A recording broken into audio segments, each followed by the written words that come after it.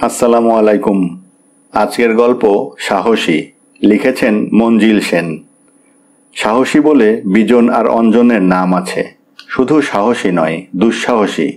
পাড়াগাঁয়ে নির্জন শ্মশানে রাত কাটানো থেকে শুরু করে পোড়ো বাড়িতে রাত্রিবাস, কিছুই ওদের বাদ যায়নি। ভয় ডর বলে কিছু ওদের অভিধানে নেই। ওরা বলে ওটা হলো মনের দুর্বলতা, দুর্বল মানুষের বিলাস। বিজনের বয়স 22 আর অঞ্জনের 23। দুজনেই বিজ্ঞান কলেজের ছাত্র। আসছে বছর ফাইনাল পরীক্ষা দেবে। সবকিছুতেই ওরা বৈজ্ঞানিক যুক্তি দিয়ে বিশ্লেষণ করবার চেষ্টা করে। ভূতের প্রসঙ্গ উঠলে হেসেই উড়িয়ে দেয়, বলে যত সব গাঁজাখুরি গল্প। আমরা ভূতের দেখা পাবার আশায় যেখানেই খবর পেয়েছি ছুটে গিয়েছি। কই, ভূত বাবাজি তো একবারও আমাদের দর্শন দিলেন না। সেদিন ওরা কফি হাউজে কয়েকজন বন্ধুর সঙ্গে আড্ডা মারছে। এক বন্ধু বলল শ্যামনগরে নাকি একটা ভূতের বাড়ি আছে। অনেকদিন আগে ওই বাড়িতে আগুনে পুড়ে মারা গিয়েছিল। তারপর থেকেই ভূতের উপদ্রবে সবাইকে বাড়ি ছেড়ে পালাতে হয়েছে। এখন ওটা পোড়ো বাড়িই বলা চলে। ভয়ে কেউ সন্ধ্যের পর ও বাড়ির ত্রিসীমানায় ঘেঁষে না। ওরা দু বন্ধু কথাটা হেসেই উড়িয়ে দিল। বিজন বলল, ভূত আমাদের দেখা দেয় না, আমাদের ভয় পায়। অঞ্জন বলল, এমন উড়ো খবর শুনে অনেকবারই ছুটে গেছি, কিন্তু শেষ পর্যন্ত পণ্ডশ্রমই হয়েছে, সবই ফাঁকা বুলি। যে খবরটা এনেছিল সে কিন্তু বলল শ্যামনগর হলো তার এক মেসোমশাইয়ের বাড়ি। অবশ্যই আপন মেসোমশাই নন। সেখানে একটা কাজে গিয়ে খবরটা সে শুনেছে। যিনি বলেছেন তিনি বাজে কথা বলার লোক নন।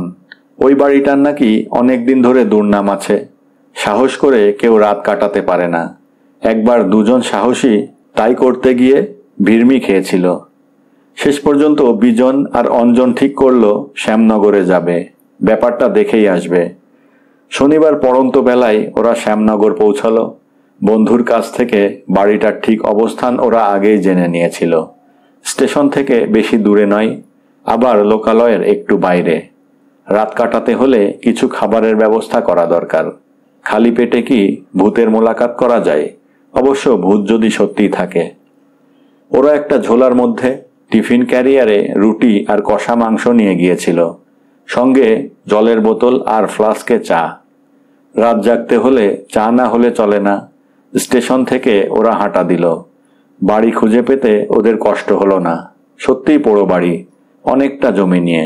আগাছা আর জঙ্গলে ভরে গেছে সেই জমি। বাড়িটা দোতলা।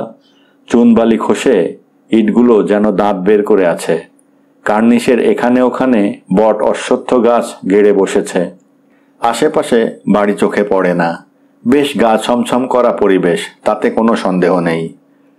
ওরা টর্চ আর এক প্যাকেট বড় মোমবাতি সঙ্গে নিয়েছিল। তবে সেদিন ছিল পূর্ণিমা, অন্ধকারের ভয় নেই। ওর বাড়িটার কাছে দাঁড়িয়ে উকিঝুঁকি মারছে এমন সময় একজন মাঝবয়সী মানুষকে ওদের দিকেই এগিয়ে আসতে দেখল। ওদের দেখে লোকটি থমকে দাঁড়ালো, যেন অবাক হয়েই জিজ্ঞেস করলো, এখানে কাকে খুঁজছেন? বিজন হেসে জবাব দিল, ভূত। ভূত? লোকটি অদ্ভুত দৃষ্টিতে তাকালো। বোধহয় ওদের মস্তিষ্কের সুস্থতা সম্বন্ধে সন্দেহ জাগলো মনে। আসলে আমরা এই বাড়িটার কথা শুনে কলকাতা থেকে এসেছি। অঞ্জন এবার বলল, এখানে নাকি ভূতের উপদ্রবে কেউ টিকতে পারে না, তাই নিজের চোখে দেখতে এলাম। আমাদের খুব ভূত দেখার শখ।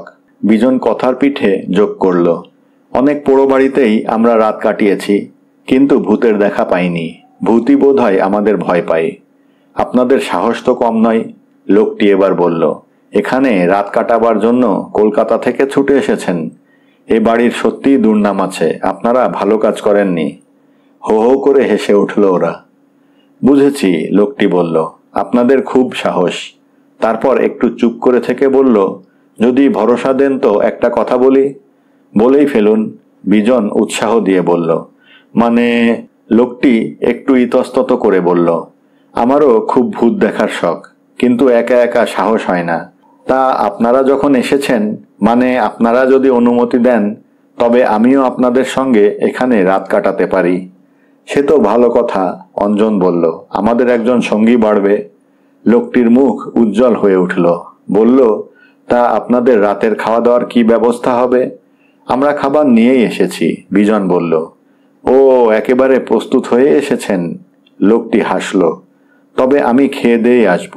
আপনারা দোতলার মাঝখানের ঘরটায় থাকলেই ভালো করবেন।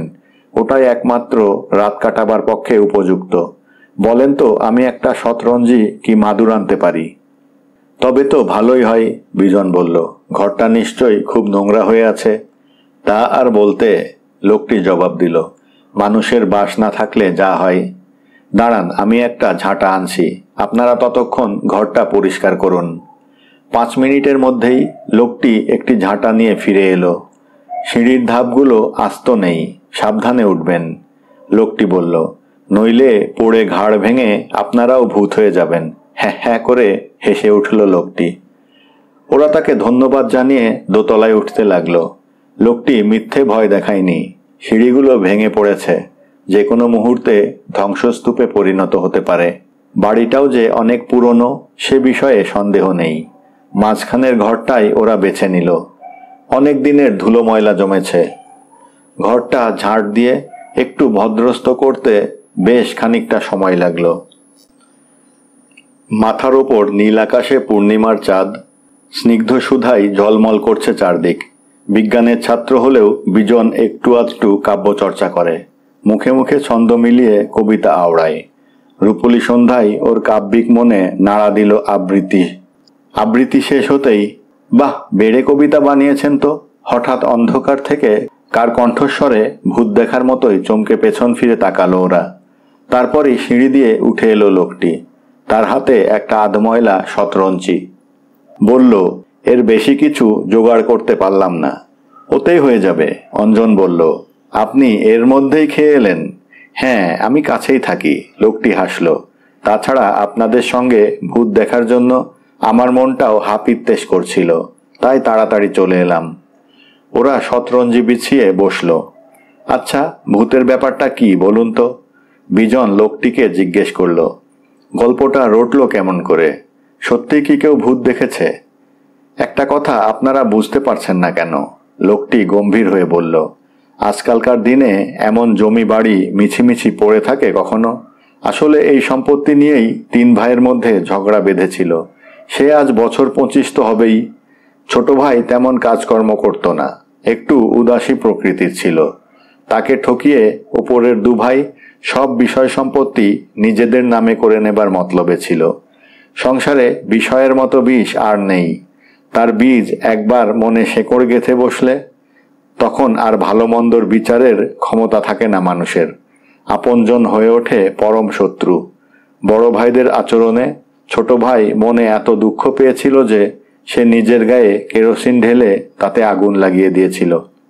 সেই অবস্থায় যন্ত্রণায় সে সারা বাড়ি ছটফট করে বেরিয়েছিল, আর অভিশাপ দিয়েছিল কেউ এই বিষয় সম্পত্তি ভোগ করতে পারবে না। তারপর থেকেই শোনা যায় তার আত্মা কায়েম হয়ে বসেছে, সবাইকে বাড়ি ছাড়া করেছে। বেঁচে থাকতে সম্পত্তির অধিকার সে পায়নি, কিন্তু মরে গিয়ে সবাইকে তাড়িয়ে পুরো বাড়িটাই দখল করে আছে। কেমন মজার ব্যাপার বলুন তো? নিজের রসিকতায় লোকটি হিহি করে উঠল। আর তখনই কাছ থেকে ভেসে এলো একটা কুকুরের কান্নার শব্দ। ওই শুনুন, লোকটি বলল। ওনারা ধারে কাছেই রয়েছেন, কুকুর ঠিক টের পায়। আপনারা খেয়ে নিন, রাত করবেন না। ওরা খেতে বসে গেল। লোকটিকেও ওদের সঙ্গে খেতে বলেছিল, কিন্তু সে বলল তার পেটে আর জায়গা নেই। তারপর শুরু হলো অপেক্ষা, ভূত দেখার অপেক্ষা। ওরা 2 বন্ধু তাস নিয়ে বসেছিল, সময় কাটাবার পক্ষে চমৎকার। কোথা দিয়ে যে সময় কেটে যায় টের পাওয়া যায় না। রাত 1টা, 2টো, 3টে বেজে গেল। ওদের হাই উঠছে, ঘুমে চোখ জড়িয়ে আসছে। ধুত্তরি, হাতের তাস ছুঁড়ে বিজন বলে উঠল। এবারও পণ্ডশ্রম, মিছিমিছি ছুটে এলাম, তাই মনে হচ্ছে।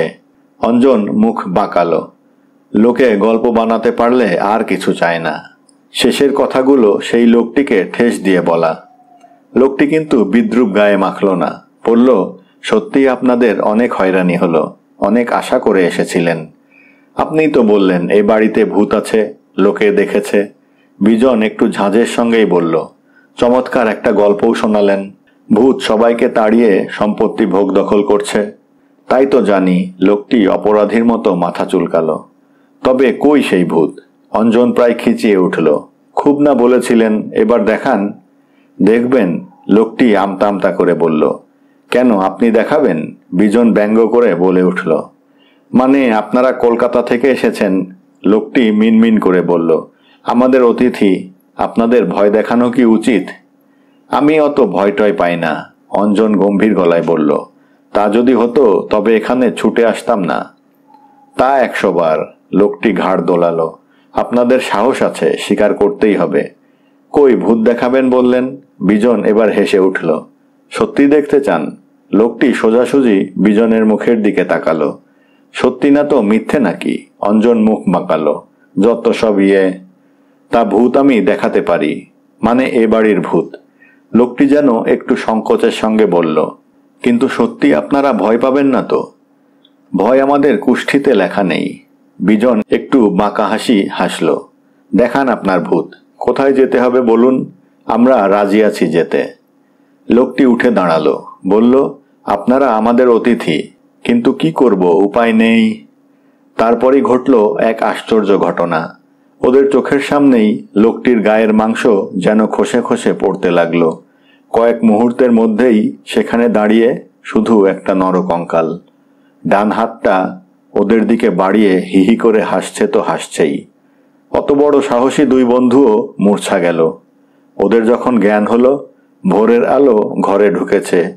ওরা দুজন ছাড়া ঘরে আর কেউ নেই, এমনকি শতরঞ্জিটা পর্যন্ত নেই। ধন্যবাদ।